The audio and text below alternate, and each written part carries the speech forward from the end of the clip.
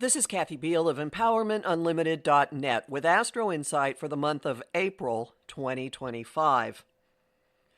Well, here we are. The question is, where exactly is that? The atmosphere is still the weird mix that took us out of March.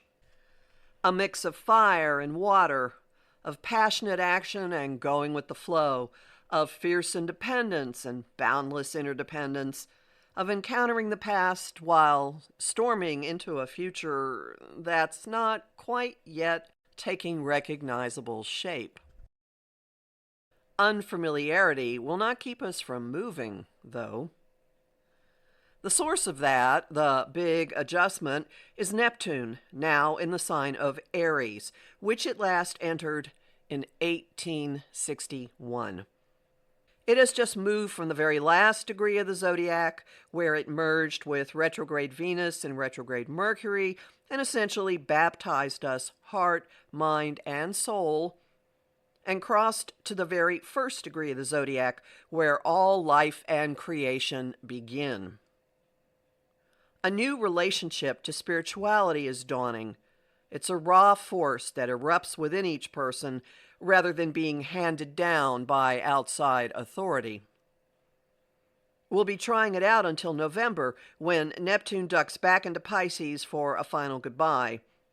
For now, as this new energy flares within us, we're contending with some other aspects of the past. Wooziness, confused interactions and messages, nostalgia, and romanticizing waft through the first half of the month. This is all due to the double retrograde phenomenon, which has Mercury's entirely nested within Venus's. The pair has shifted from Aries' assertiveness to Pisces' dreaminess, which enhances the usual retrograde mishaps. Mercury is retrograde until April 9, but don't expect the fogginess to lift then.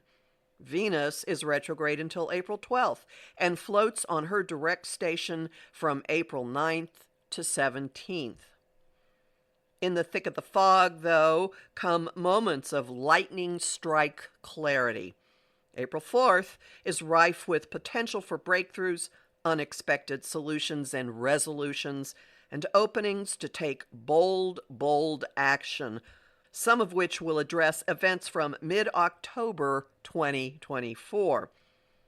As shocking and seemingly sudden as some of these appear, they result in surprising stability, with Mars and Saturn trining after each sextile's quick change artist, Uranus. Stabilizing comes in other areas when Venus joins Saturn April 7th. Desires meet form or order or restriction. Commitments could flow or wants could hit a wall. Hearing no isn't necessarily a bad sign. Coming up against a limit can bring a sense of security, and at least you know where the wall is. We'll get plenty of time to take this in. The conjunction comes with the sensation of time slowing, not merely from Saturn's involvement, but also because Mercury is stationing direct. The slow-mo atmosphere makes it easy to see a window flying open to unexpected wish fulfillment, or a breakthrough that moves hearts from enmeshment to awakening and liberation, as Venus sextiles Uranus April 8th.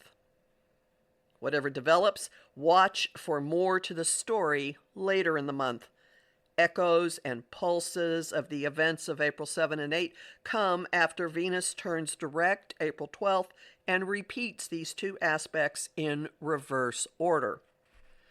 Another window opens, another lightning strike beckons, another offer of liberation appears when she sextiles Uranus again April 20th. A second level of stabilizing, a second round, a second look, an underscoring, or perhaps an additional area of constraint comes when she meets Saturn again April 24th. But we're getting ahead of ourselves. A common occurrence for the month. The activity around April 7th and 8th hits an emotional peak at the Libra full moon, April 13th. This is the first lunation on the Aries-Libra axis since the eclipses in those signs wrapped up with last month's Aries new moon. We're off on wildly individual journeys now.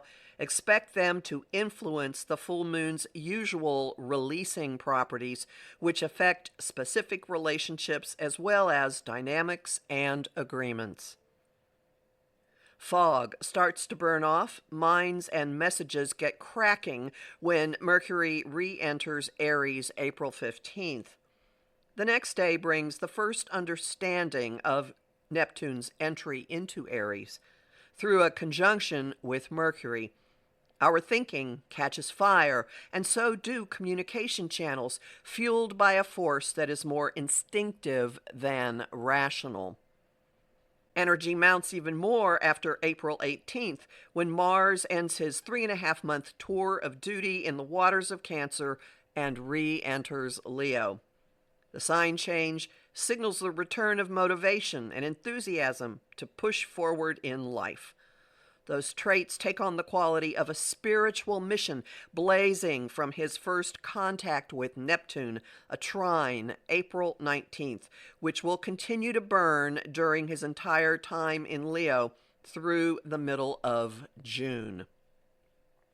A lot of where the first movement is happening played a role during his time in Leo at the end of 2024, from the beginning of November until New Year's. With Mars now marching ahead across territory he entered in early November, the time has arrived to address and act on sparks that ignited then. His fieriness is not going to flag and promises spectacle, drama, and entertainment. Have fun with it. Live big and go for grand gestures yourself. Against the building fire energies, the Sun makes its annual move into Taurus April 19th. He spurs everyone and everything into further action via a square to Mars April 20th, while opportunities are popping every which way.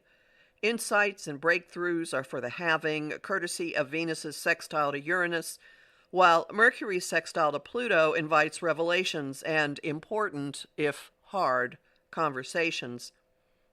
Hearts and minds are uncluttering, enabling us to take Mars's confidence in Leo and run with it. The refocusing vibe turns to the self, April 23rd. It's an ideal day for dropping a habit or an outdated aspect of yourself, made easy, if not actually demanded, by the Sun's square to Pluto. Watch for big developments in technology and social networks as well, followed by the stabilizing of Venus's second conjunction with Saturn, April 24th. Echoes of early November become acute April 26th. Power games are coming back around, and we're doing something about them. Mars is making its third opposition to Pluto. Connect dots between now and when the god of war previously stared down the Lord of Death and Rebirth on November 3rd at 29 Cancer Capricorn and January 3rd at 1 Leo Aquarius. Besides the political connections, the 2024 election and the electoral vote certification, the tension is showing up for each of us individually. Note what it is challenging you to do. The tension informs the Taurus new moon, April 27th, which demands a new approach to resources, values, and our relationship with physicality and the earth. We'll hardly be lolling around in the garden, though. Taurus's ruler Venus is returning to action and re-entering warrior goddess mode April 30th. She's taking the experiences and discoveries of her retrograde journey and heading back out onto the road, speaking out, standing up, bravely and boldly going after what she wants.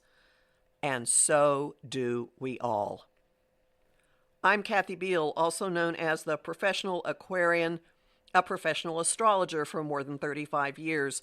Visit my site, empowermentunlimited.net, to listen to my weekly forecasts, sign up for my mailing list, and book a session with me. I have lots of bonus content at patreon.com/Kathy Beal, and I'm really grateful to the people who support my work there. I host the show Celestial Compass on Om Times Radio and TV on the first and third Monday of every month at 5 p.m. Eastern. I also host conversation on Facebook on the page Empowerment Unlimited and in the group The Astro Insight Lounge. I post on Blue Sky, Instagram, and Threads at KA Beal, and on YouTube at the Professional Aquarian channel.